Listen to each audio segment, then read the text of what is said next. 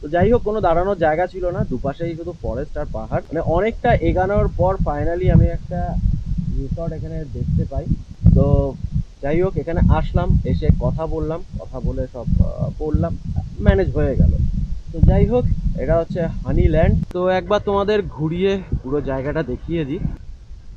খুব বেশি বড় না, মানে এখানে রুমের সংখ্যাও খুব কম, মোটামুটি 6টা নাকি 8টা মতো রুম আছে এখানে। আর এই সাইডে একটা কটেজ মতো আছে। আর এখানে সব থেকে বিশেষ জিনিস যেটা, সেটা হচ্ছে দেখো কফি বিনস। তো এখানে পুরো চারিদিকে মানে কফি গাছ ভর্তি। আর সবকটা গাছে দেখো কফি বিনস ভরে গেছে। আর একটা জিনিস তোমাদের দেখাই, এই দেখো ড্রাগন ফল।